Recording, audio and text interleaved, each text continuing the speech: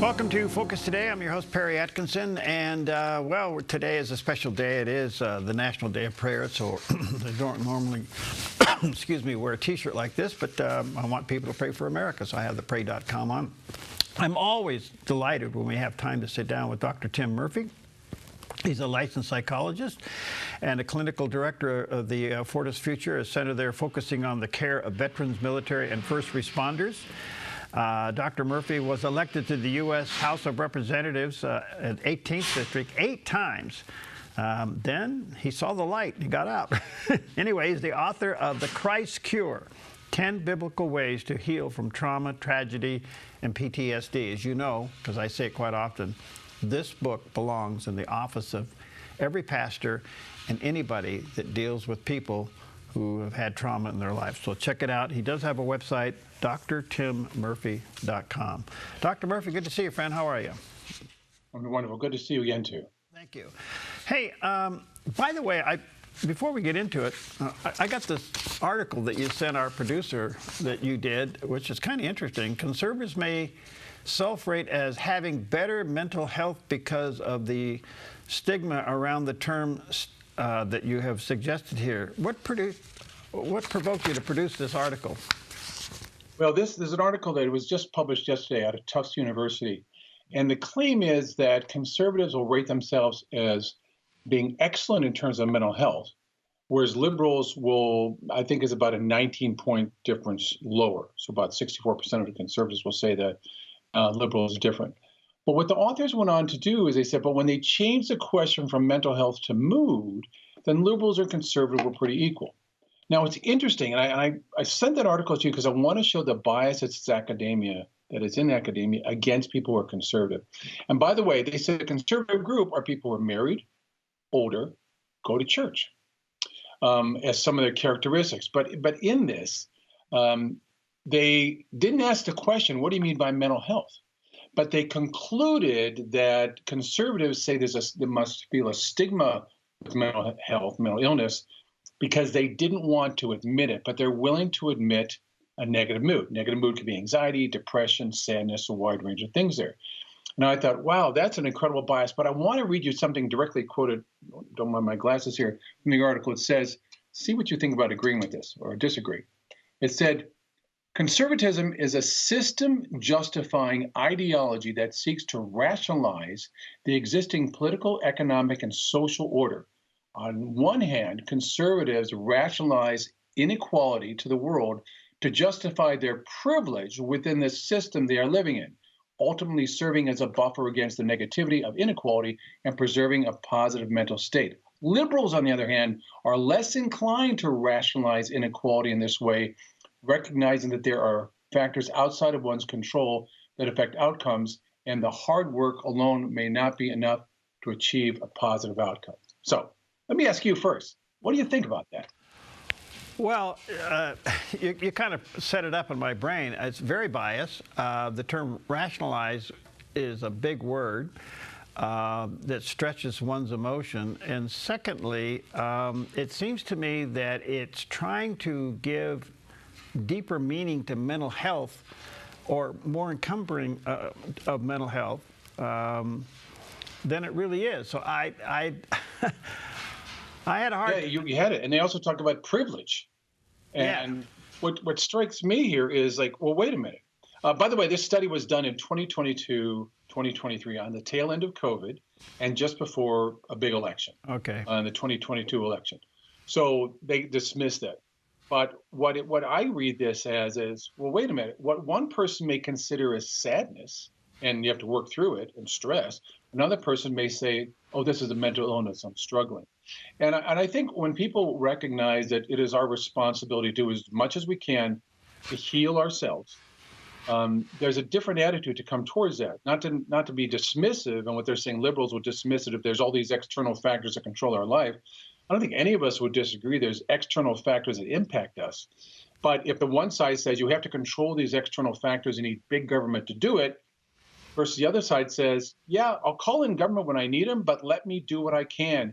And we know that when communities involve personal responsibility, churches are a very key factor in the community, people tend to do better. There's more of what we call a flourishing, mental flourishing that goes with that. But I wanted to send you that article to show that there's still this pervasive belief that conservatives must be privileged and rationalize problems. That's not what it is at all. Conservatives look upon this as saying there's a rule of law, and you don't get to change the rule of law based upon your mood or what you want today. Our Constitution, we're a constitutional republic, and we got to follow the rule of law, not just say, I don't like it today and I'm in a bad mood, so make a break from me.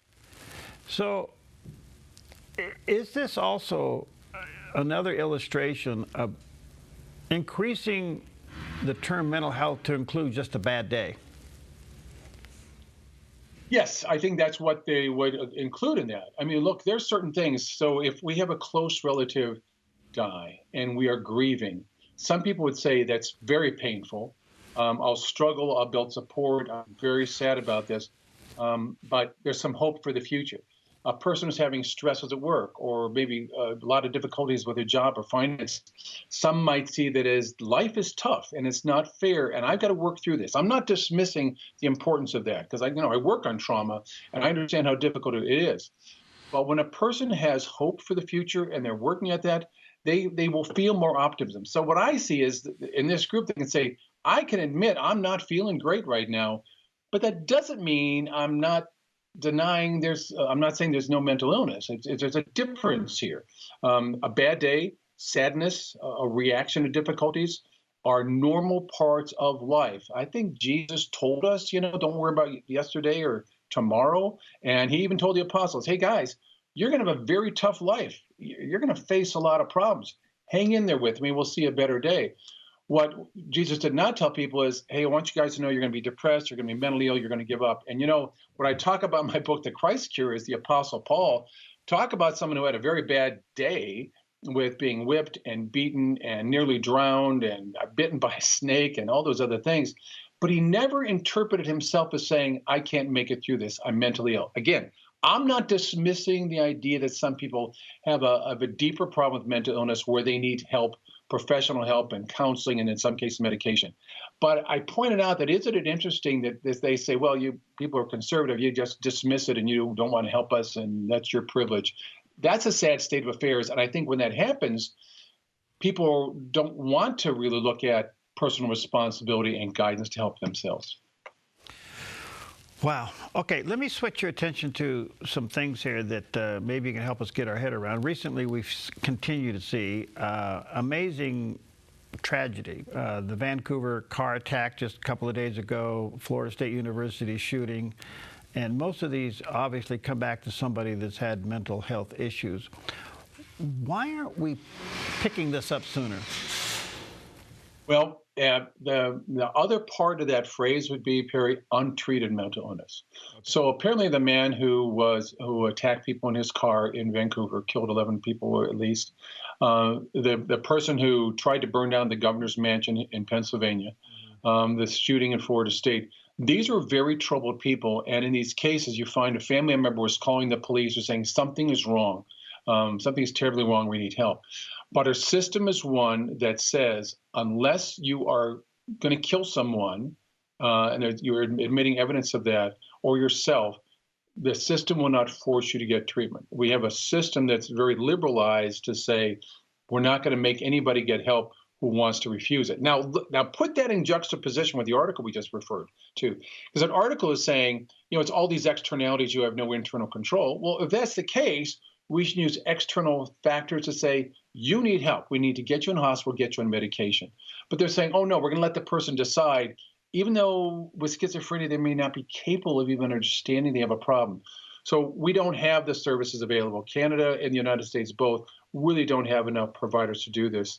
And by the way, I might add, we don't know what's going to happen on the federal level with the new Secretary of HHS, RFK Jr., one of the key agencies called the Substance Abuse and Mental Health Service Administration, which I helped to create the position of an assistant secretary of that organization to focus on mental illness.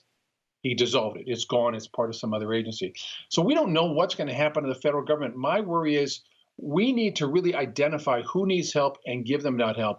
The problem with the federal government and many state governments the last few years is they focused more on let's just work on happiness and health. I mean, literally, happy health parts. You don't need the federal government to do that for you. You don't need the federal government to say, how are we going to be happy today? And we'll sponsor more programs about yoga and whatever else it is. Those are important, but that's not up to the government to do that. We do that for ourselves. So it's back to take responsibility, do the things you can. And that leaves room then for those people who need tremendous help, the seriously mentally ill, schizophrenia, psychosis, bipolar, deep depression, the people who've had terrible traumas in their life and don't know how to get out of it. That's where we should be focusing our help. Instead, we focus most action on the worried well and on people who, with some level of intervention, can do much better. So, a close friend or a family member that sees a pattern developing in an individual, they may be under a lot of pressure not to say anything because they could be wrong. Or they have that fear, right? Yes. They have that fear. They worry, what if I'm wrong and my brother, sister, son, daughter really does not have this condition? Well, a couple of things. One, that family member can contact a professional counselor and say, can I tell you what's going on with this person, and you give me some advice of how to manage that? I mean, I'd love to see it if more churches, for example, had mental health coaches who could advise and refer family members to get help. The other part of this is that the person who may have some mental illness may not want to admit it. Maybe they want to say, I can pull myself up by the bootstraps, I can do better. And we say, that's okay. Yeah, but when you have an addiction problem or deep sadness, it's normal for us to say, I think I can do this on my own. But then you ask the question, you've been trying to do that for a while, and it's okay to call in for help. Jesus always said, ask for help. Be strong. We can help you on this. So our pride gets in the way. And the other part is, in many conditions, sometimes we don't recognize it because our brain doesn't have the ability to recognize, particularly with schizophrenia. The condition is called anosognosia, where we are not even aware of it. The same with Alzheimer's. A person with Alzheimer's disease may not be aware that they're deteriorating and having problems. So those all go together. Is most addictions a result of mental illness? Say that again, if most? Most addiction a result of mental illness? Wow, that's a great question. It's both and. That sometimes a person starts off trying out a few, maybe a little drugs, and they try a little bit more, so this feels good, and then they're hooked, and they realize they can't get out of it because physically their body and their brain is craving this drug, and they can't get out of it. So they'll need help, and from that they'll develop anxiety and depression, and their family may be falling apart with financial troubles. On the other hand, there are those who also will try some of these drugs because they're self-medicating. A person who's anxious or depressed will say, I'm going to try some marijuana, try more alcohol, and that will help get rid of some of my depression. It doesn't work.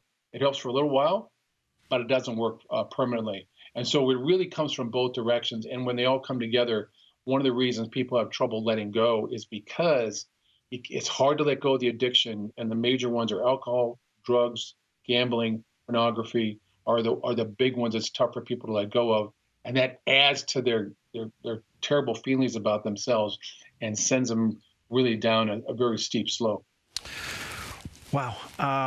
All right, I have a couple of big questions, so let me take the break here. We'll come back and ask those for you. Let me say to our viewers and listeners, check out Dr. Murphy's website, drtimmurphy.com. There's a picture of the landing page, and get a copy of his book. Go online and get this, Christ Cure, 10 Biblical Ways to Heal from Trauma, Tragedy, and PTSD. Maybe you need it for yourself, but if you are in an area where you're managing or consoling or counseling people, what an amazing resource. Get a copy of it. We'll be right back.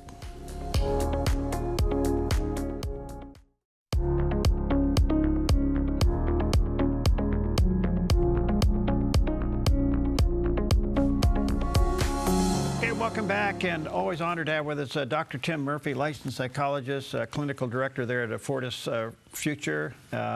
He works with veterans and military people and first responders with PTSD. His book is a must-have in your library, The Christ Cure. And it's not a book just to have in the library. It's a book you'll end up writing in the margins.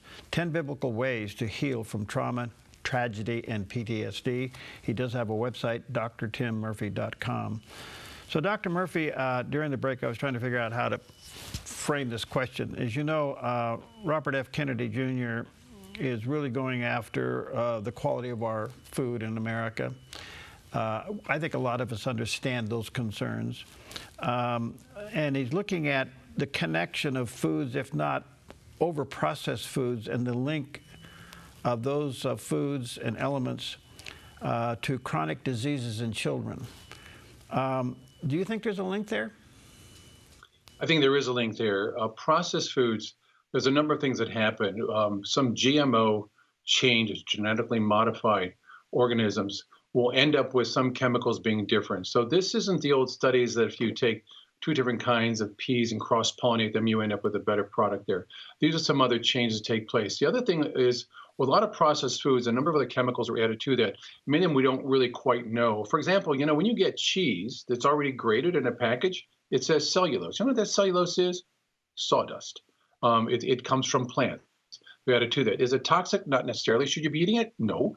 But another thing that's in a lot of these foods is high levels of sugar. And what happens is people consume a lot more sugar. We end up with a lot more obesity now than we had 20 or 30 years ago. You know, when you look at the diets what families have, you know, you have the meatloaf and the mac and cheese and staple foods that kept your belly full when you were a kid. But now those foods will have a lot more chemicals in them.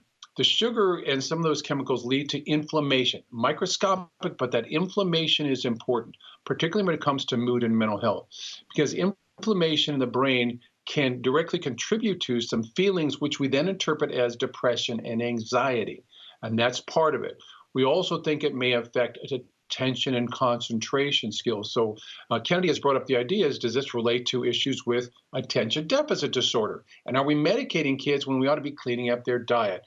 Well, he's right in many ways with that.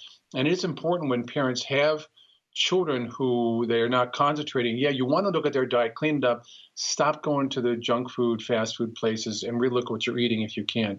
The second thing is, there are differences between boys and girls that some people may be offended by this, but anybody who has boys and girls in their home will find in many cases, not universally, but in many cases, boys tend to be more active, more aggressive in their play. And so if the child is expected to sit still in a classroom and they're more rambunctious, you want to get them to move around. I've known many a teacher who has said, Mr. and Mrs. Smith, you ought to see about getting Johnny on medication for attention disorder. He can't sit still. Well, maybe he needs a classroom setting that allows him to move around. But here's another thing, Perry.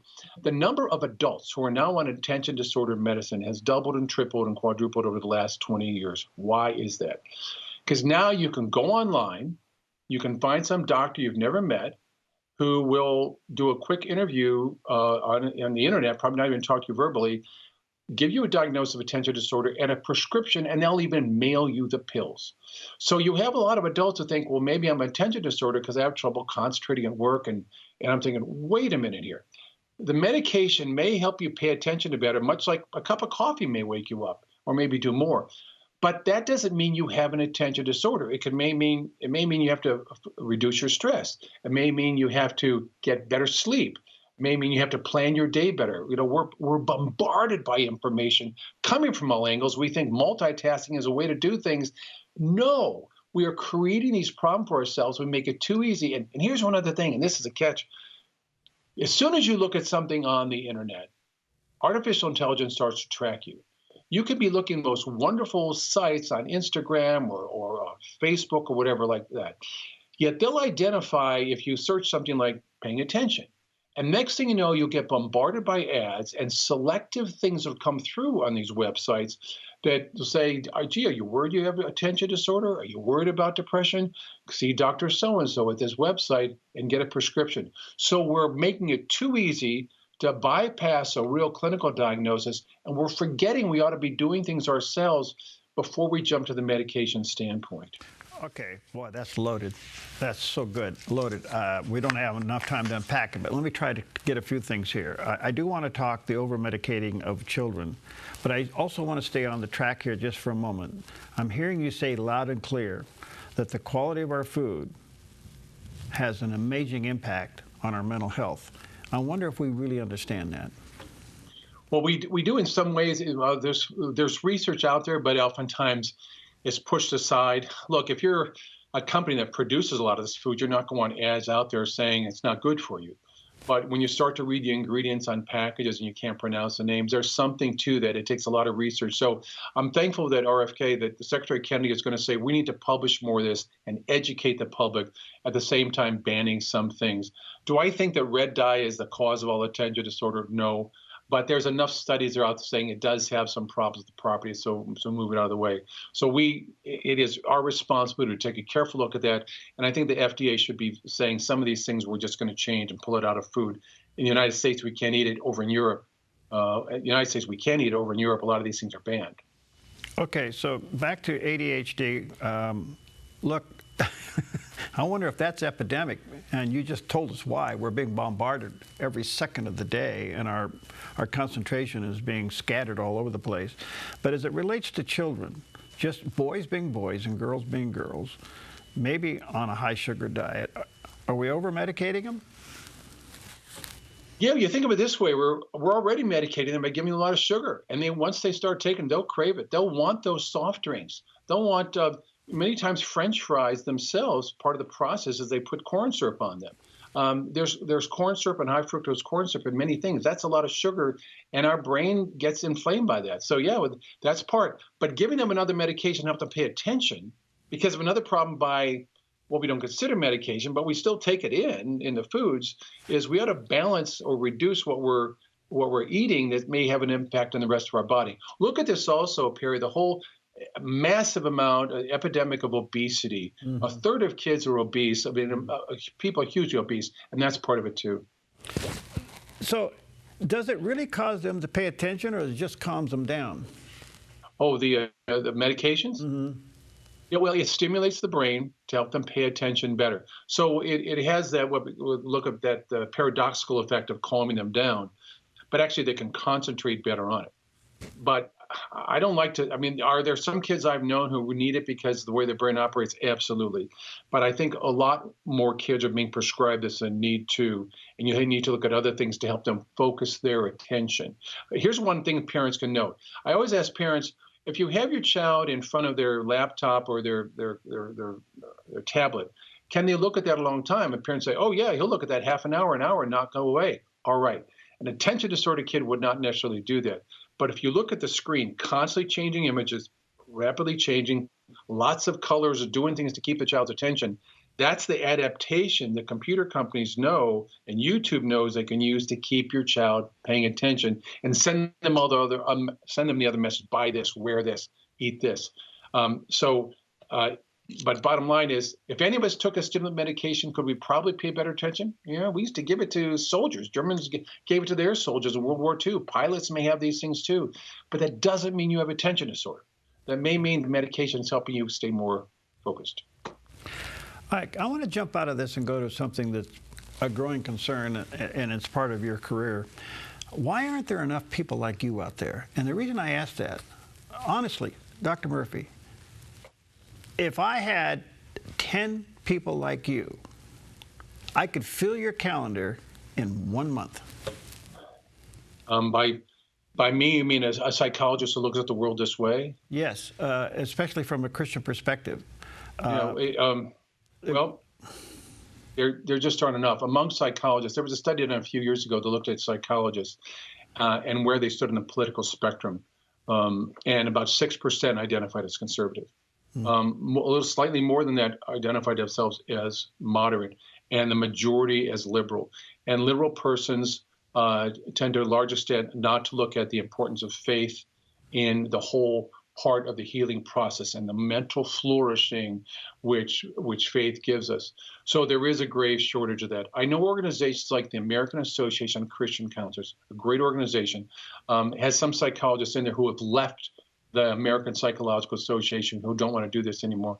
I know that among my own Pennsylvania Psych Association, I attended a continuing education 2-hour course the other day, last Friday, and it was about all the crisis people feel because of the current political climate. And I pointed out, gee, it's interesting you do these when there's a Republican president, not when there's a Democrat president. And everybody who's on the call, Zoom call, is saying, oh, I feel very stressed. My clients are very stressed. How do you handle this? I said, look, whether you're liberal or conservative, you ought to be able to counsel someone who is liberal or conservative, who is concerned about Yeah, this or not. right. But they look at it through a very small lens, and there's not enough. And I tell them, look, I'm a stranger in a strange land. We haven't had a presentation at our convention in the last 10 or 20 years involving faith-based counseling. They won't let us talk about it. They forbid us to do some things too. So here's what I would recommend for people watching out there. We need more faith-based counselors who have advanced training, willing to look at the tough things on here.